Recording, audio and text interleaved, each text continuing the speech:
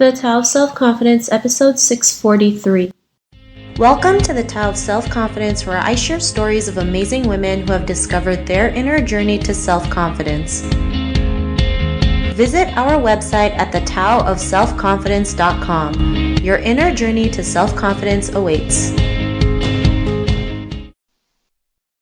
Well, hello, friend. Welcome to the Tao of Self-Confidence, where I share stories of amazing women who have discovered their inner journey to self-confidence. I'm your host today, Sheena Yap Chan, and today I have a phenomenal lady on the show today. She runs a blog called Jolie Pagaille, and she also has a podcast called This Is For You, and I'm really excited to have her on and share her story with us today on self-confidence. So without further ado, I'm going to introduce you to Vivienne So. Vivienne, how are you today? Maybe you can fill in a little bit more about yourself to the listeners. I'm good. Thank you for having me on the show. So I'm a full-time single mother to a really adorable boy, and I do run a blog called Jolie Pagaille. It means beautiful mess in French. I also just started a podcast. This is for you, and people can find that on my blog. It's pretty new, and so it's just something I wanted to do a long time. Awesome. Well, thanks for sharing that. And Vivienne, what's your cultural background? I'm Chinese, and I was born in Hong Kong, moved to North America with my parents at around the age of 2 or 3.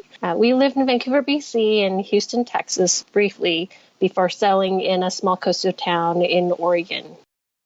Thanks for sharing that. And what'd be your favorite self-confidence quote? There's a quote online that many people seem to use a lot. It's kind of silly, but it can come off a little condescending, but yeah, also if you look at it from a different perspective, pretty empowering, but it's you do you. Thanks for sharing that. I love that it's short and sweet, and I think we tend to forget that we have to take care of ourselves first so we can attract the things that we want in our life, and there's nothing wrong with that. So thanks for sharing that great quote. And in your own words, how do you define self-confidence?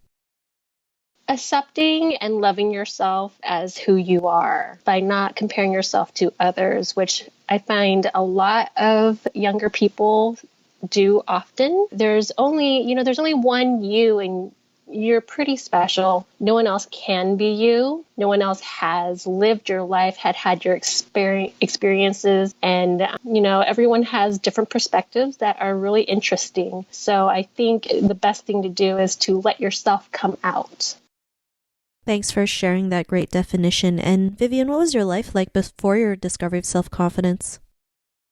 I was a mess. So I started the blog, Jolie Pagaille, beautiful mess, because all of our lives are a little bit, beautiful and also messy. And when I was younger, I didn't have self-confidence. I didn't know who I was. And I was constantly looking for someone to look up to. And so mostly like celebrities or whatever, not that great role models. But, and sometimes I look up to people who actually look like they had their life together, and I would admire what they were doing and try to incorporate what they were doing into my life. Thanks for sharing that. And I think that's something we all go through, especially like in the world of social media, right? We see these beautiful curated pictures on Instagram and we feel like, oh, their life is so perfect. Why can't we have that? And just because something looks picture perfect on the outside doesn't mean that it is, right? We never know what's going on behind closed doors. Sometimes you hear so many stories of people going through depression, abuse, and we never know, right? So just because you see something online doesn't always mean, their life is perfect, right? And if we can just show more honesty and vulnerability, I think that's how we can relate more to, the audience out there, to the people out there who are suffering. And, what was that point in your life when you realized you were more than enough to go out there and be who you are today? What was that aha moment?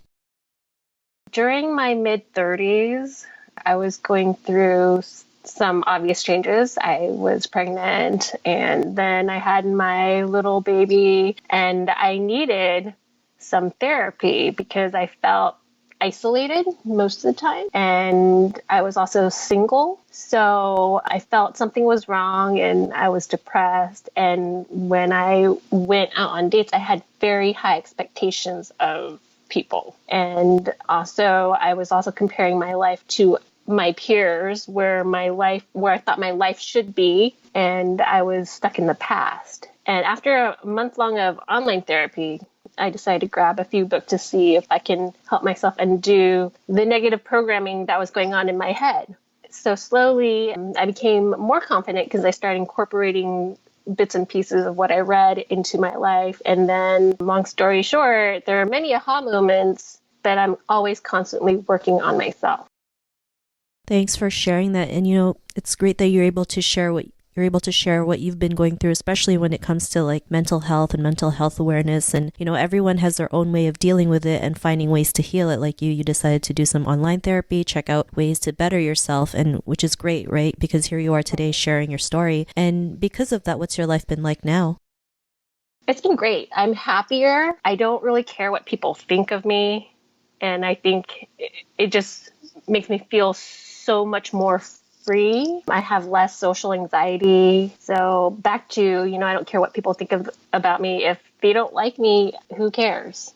I'm still me. And basically, I'm very choosy about who I have in my tribe. Like if I don't get along with someone, if I feel some bad vibe, then I don't want them in my life. So whereas before, when I was younger, I wanted people to like me. I was a people pleaser, but I felt because I was a people pleaser, I was very unhappy. And so now I just, okay.